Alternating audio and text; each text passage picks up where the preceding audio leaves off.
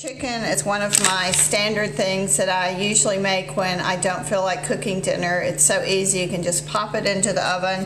So I'm always looking for different ways to prepare it. And what I've done is I've just taken my chicken, I've rinsed it inside and out really well with cold clean water. I've pulled the giblets out of the cavity of the chicken. And now I just want to trim all of this excess fat off. You can see it's usually on the end of the chicken. Just cut that away because you don't really need that. I rinsed the chicken and put it right back on the butcher paper. It keeps you from having to clean your cutting board if you're going to use your cutting board later to do other things, and then you can just throw the butcher paper away when you've finished. I usually cut the tail off the chicken too, just because it's very fatty, and it just is less fat for the chicken. So just make sure you rinse it really well. Then it can go right into your roasting pan, and then you can just throw this away for really easy cleanup.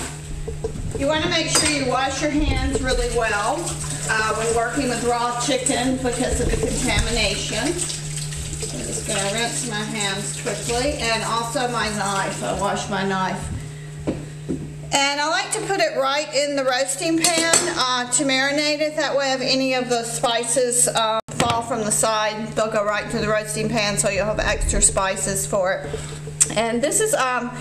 we're going to stuff the cavity of the chicken with lemons, and first you're going to take a lemon and just squeeze the juice, cut it in half, squeeze the juice all over all sides of the chicken, and you can also squeeze a little on the inside cavity of the chicken, and you can put the lemons right in to the cavity of the chicken. That's going to help flavor the chicken. And then we're going to make a paste to rub over the chicken.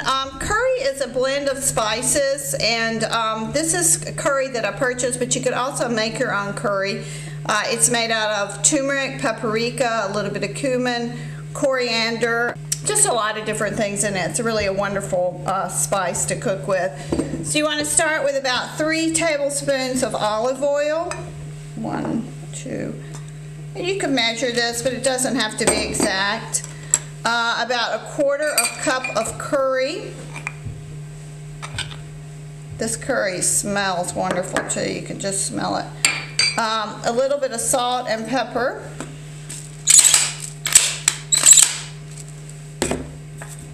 And about 1 tablespoon of brown sugar. The brown sugar is going to give it just a little bit of sweetness. And you want to make a paste with this. So you can just take a spatula and kind of stir it together. You can see it'll form a nice little paste, and it gets this wonderful color you can see. And then a few sprigs of thyme.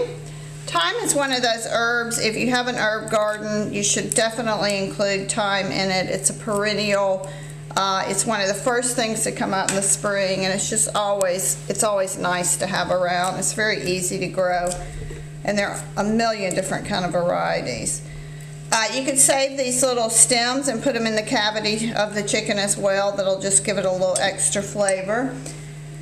And a lot of times when I'm working with raw chicken, I will use these nice rubber gloves just for ease and cleanup, especially when you're massaging it into the bird and you're using something like curry that could stain your hands.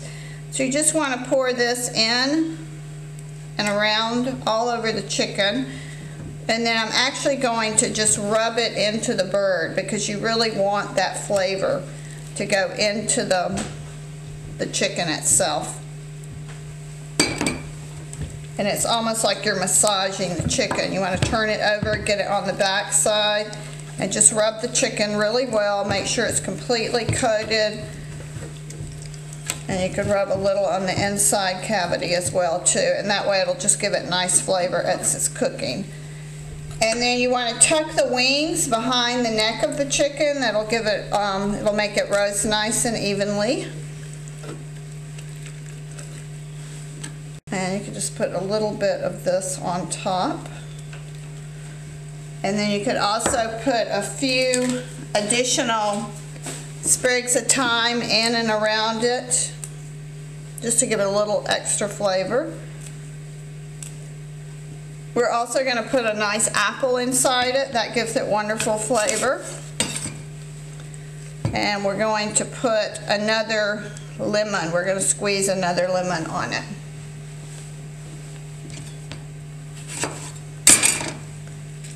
Just to give it a little more flavor. And the lemon juice can go right in the pan. And then in the roasting pan, we're also going to pour 1 cup of chicken broth and 1 cup of white wine. And this will make a sauce as the chicken roasts. It'll get a little bit thick. It'll cook down a little bit. It also makes a really nice basting liquid for the chicken. And then a few cinnamon sticks also go in the chicken, just to give it a little bit of seasoning. And then you want to season the chicken on the top and on the legs with just a little additional salt and pepper. And then this goes into a preheated 425 degree oven for about an hour to an hour, 15, 20 minutes, depending on what size your chicken is. This was a little bit larger, so I may cook it just a little longer.